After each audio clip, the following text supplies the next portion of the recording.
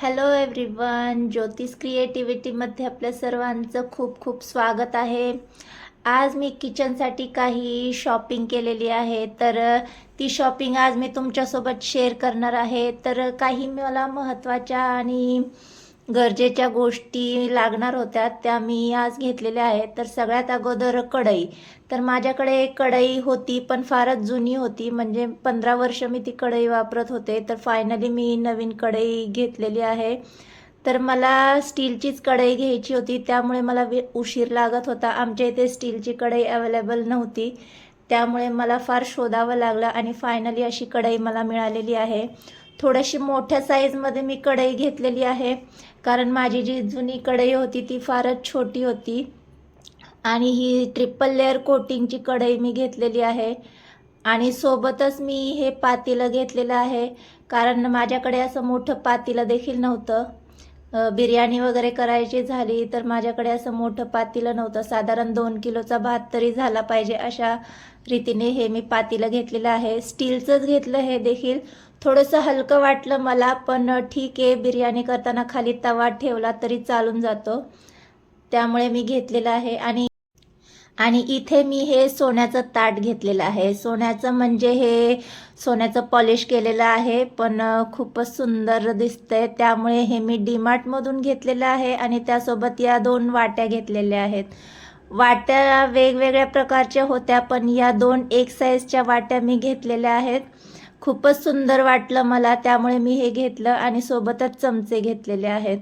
तर खूपच सुंदर हे एकसारखं सगळं मी गोल्डन कोटिंग असलेलं हे ताट घेतलेलं आहे.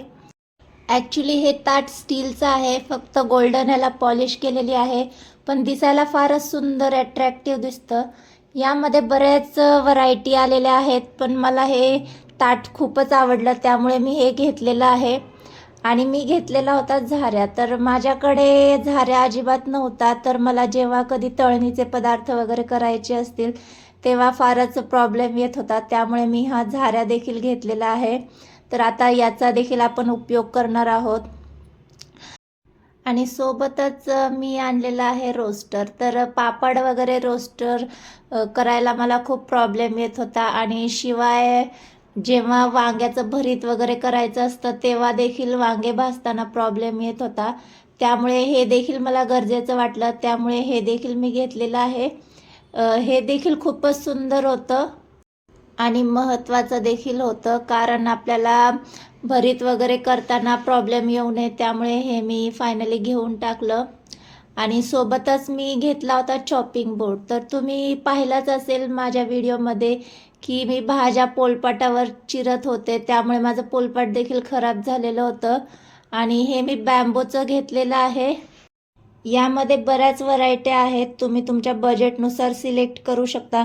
माझ्या बजेटनुसार जास्त हाय क्वालिटी नाही आणि जास्त लो क्वालिटी नाही, त्यामुळे हे मी चॉपिंग बोर्ड घेतलेला आहे. आणि दुसरं महत्त्वाचं म्हणजे मी हा छोटूसा असा खलबत्ता घेतलेला आहे, कारण पावसाळ्यामध्ये बऱ्याच वेळा लाईटीचा प्रॉब्लेम येतो, त्यामुळे वाटणाचा वगैरे त्रास होऊ नये त्यासाठी हा मी छोटूसा खलबत्ता घेतलेला आहे. एमर्जन्सी वाटण्यासाठी म्हणून हा छोटूसा उपयोगात येणार आहे. तर छोटूसा असल्यामुळे फारच सुंदर दिसत होता आणि अट्रॅक्टिव्ह देखील वाटत होता, त्यामुळे हा मी छोटूसाच घेतलेला आहे. तर ही जी नवीन कढई घेतलेली आहे आपण, तर यामध्ये आपण सगळ्यात सुरुवातीला काहीतरी गोडाचा पदार्थ करणार आहोत. तर वळूयात आपल्या किचनकडे आणि नवीन भांड्यांमध्ये काहीतरी गोडाचा पदार्थ करूयात. तर गॅसवर कढई गरम करायला ठेवलेली आहे आणि आता आपण त्यामध्ये 2 चमचे तूप घालून घेऊयात. तर नवीन वस्तूमध्ये गोड पदार्थ करणं असं काही हे नसतं, पण गोडापासून सुरुवात करण्यासाठी मी गोड पदार्थ करत आहे. तर तूप गरम झालं की त्यामध्ये काही ड्रायनट्स आपल्याला तळून घ्यायचे आहेत. तर इथे मी पिस्ते, काजू आणि मनुके घेतलेले आहेत. ते आपल्याला छान गोल्डन परतून घ्यायचे. तरी ते 2 मिनटं झाल्याच्या नंतर छान फुलून आल्यात मनुके. आता आपण काढून घेऊयात आणि आपण करणार आहोत शिरा यामध्ये. तर यामध्ये 1 वाटी मी रवा घालून घेणार आहे. तर इथे बारीक रवा मी वापरलेला आहे आणि 1 वाटी रवा असल्यामुळे आपण 1 वाटी तूप यामध्ये घालून घेणार आहोत. 1 वाटीचं प्रमाण आपण सेट केलेलं आहे. तर सगळं तूप एकदाच न घालता आपण जे ड्रायनट्स भाजण्यासाठी तूप घेतलेलं होतं त्यामध्येच रवा अगोदर भाजून घेणार आहोत.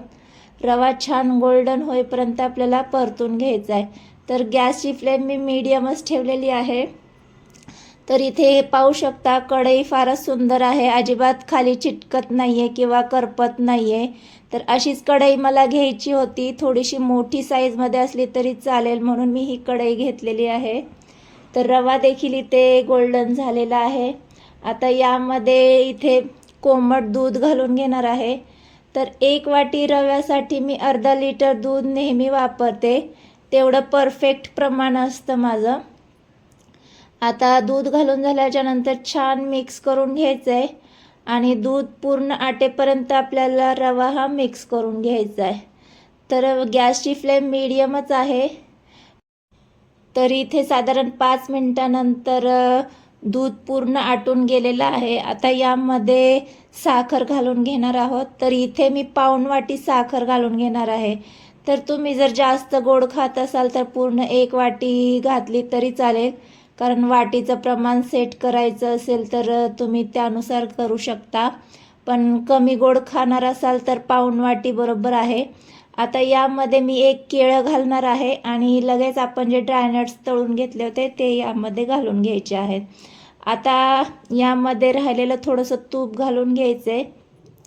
तर तुम्ही पाहू शकता सगळं तूप मी एकदम घातलेलं नाही आहे, आपण जसं लागेल तसं थोडं थोडं तूप यामध्ये घालून घेणार आहोत. छान मिक्स करून घ्यायचं आहे. यामध्ये मी केळी यासाठी घातली की आपण केळी घातल्यामुळे जो शिरा करणार आहोत तो छान असा प्रसादामध्ये जसा शिरा लागतो त्याप्रमाणे लागतो. त्यामुळे मी शिऱ्यामध्ये नेहमी केळी वापरते. 1 पेक्षा जास्त केळी वापरायची नाही आहे, कारण इथं आपलं रव्याचं प्रमाण कमी आहे. तर चमच्याने मिक्स करताना प्रॉब्लेम येत होता, गुठळ्या होत होत्या, त्यामुळे मी इथे स्पॅच्युलाचा वापर केलेला आहे. छान मिक्स करून घ्यायचं आहे. स्पॅच्युलाने पूर्ण गाठी फोडून घ्यायच्यात. तर पाहू शकता मस्त इथे आपला मऊ लुसलुशीत शिरा आपला तयार झालेला आहे. अजिबात कढईला तो चिटकत नाही आहे. तर पुन्हा थोडंसं तूप घालून घेणार आहे मी आणि पुन्हा छान मिक्स करून घेणार आहे. थोडं थोडं तूप घातल्यामुळे आपला जो रवा तयार होणार आहे तो थोडासा शायनी असा होईल. त्यामुळे एकदम तूप घालायचं नाही आहे, थोडं थोडं करूनच घालायचं आहे. तर पूर्ण 1 वाटी तूप मी या शिऱ्यामध्ये घालून घेतलेलं आहे. पूर्ण तूप घालून झाल्याच्या नंतर पुन्हा छान मिक्स करायचे. तर अजिबात शेवटपर्यंत रवा हा कढईला चिटकलेला नाही आहे. तर जी कढई मी घेतलेली आहे ती खूपच सुंदर मला लागलेली आहे, त्यामुळे अशीच मला कढई घ्यायची होती आणि फायनली ती मी घेऊन आलेली आहे. तर इथे आपला शिरा देखील तयार झालेला आहे. मस्त असा मऊ लुसलुशीत शिरा आपला तयार झाला आहे. आता यामध्ये आपण वेलची पावडर घालून घेणार आहोत. ही ऑप्शनल आहे, पण गोडाचा पदार्थ म्हटलं की वेलची पावडर ही आलीच, त्यामुळे सगळ्यात शेवटी वेलची पावडर घालायची. छान मिक्स करायचं आणि गरमागरम असा हा शिरा आपण सर्व करून घेऊया. तर मस्त आजचा हा माझा शिऱ्याचा आणि शॉपिंगचा व्हिडिओ तुम्हाला कसा वाटला? बऱ्याच दिवसापासून मला ही शॉपिंग करायची होती, फायनली आज ती मी केलेली आहे. तर व्हिडिओ आवडला असल्यास व्हिडिओला लाईक आणि चॅनलला सबस्क्राईब करायला विसरू नका. बाय.